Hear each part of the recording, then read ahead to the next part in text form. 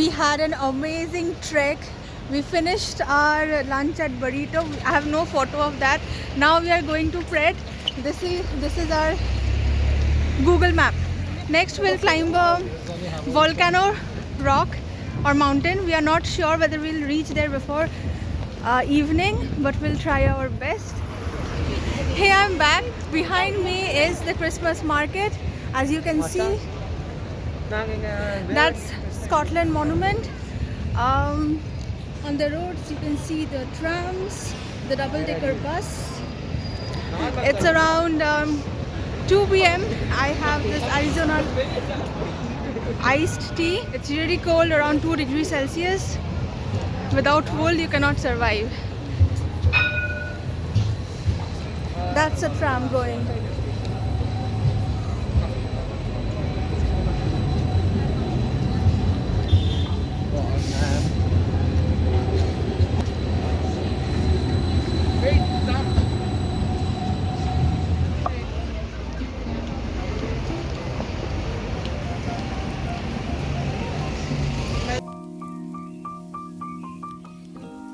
So we are near the ancient volcanic mountain, and the highway in between actually was quite impressive to me. Now we are on the opposite side of the highway and have already started our trek. See when we reach the top. In our place, no, in India. Yeah. So in short, before you spend your time on the video, it was a slightly strenuous hike to the highest point, but absolutely worth it. So in this jumpy kind of video, I hope you will be able to catch few glimpses of it.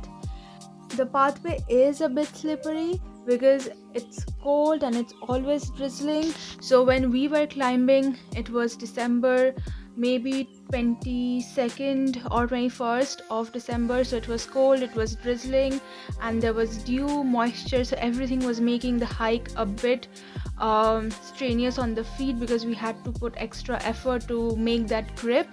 And you know, not everybody's shoes were those professional hiking ones. But the best part was the shrubs on, yeah, these are my friends who are like huffing and puffing like me. I mean, in the recording there is so much of noise of our breath that I had to mute it. And coming back to the point, yes, the shrubs on both sides actually makes the climb a lot easier because you can grip to it whenever you feel like you might fall. But yeah, be careful not to grip any thorny bush because while coming back it was winter, so it was yeah, I thought it was a flower from a distance, but it turned out to be a hairband. But coming back to the point again, while walking down this trek, I accidentally grabbed a bush in the dark and it was thorns, so I slightly poked my thumb, but it was not a poisonous one, so I was lucky. And here we see a lovely valley. I don't know how much my phone camera did, oh sorry, this was DSLR, yeah, so I don't know how much justice my camera did to the view, but with the own eyes it's just mesmerizing. The vastness of it you cannot imagine, I'm sure, because while seeing at the recording I also am not able to fathom the vastness of it, which I saw while I was climbing it. So at the beginning when you start climbing, you won't find a specific trail to go up, but after maybe few minutes you will find a common one which people are using. So this is the one. And one good advice is, even though it's very cold, it was around 2 when we started climbing in December, but do layer up because it's a long trek and the constant elevation, it's gonna make you sweaty, it's gonna make you hot and warm. So layer up, wear like multiple clothing so that once you are walking up you can remove them comfortably.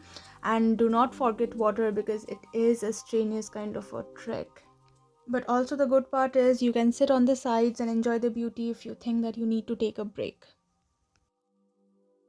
So now let's come to the details of why Arthur's Seat is named so. Few claim that it was the site of the mythical Camelot, whilst most say that it was named after King Arthur and his knights, who own a series of legendary battles in Scotland and the northern England. The Arthur's Seat is open throughout the year 24/7, and you can come on the trek whenever you want. But I would prefer summers over winters, because during the summers we could see a clear 360-degree view of the city Edinburgh, which we will see here also in the video in few minutes. And usually this is the easier part of the trek, and as we go up there's a flat land from where we get the exact 360 view of the city, and from there you can climb further upwards to the main point of the Arthur Seat. We did not go there because it was getting dark and it was actually very steep, but usually the top peak is always crowded, because when we went there were so many people there near the peak that we thought of not taking the chance. But yes, select any day during the weekends or a weekdays, it's gonna be more crowded during the weekend.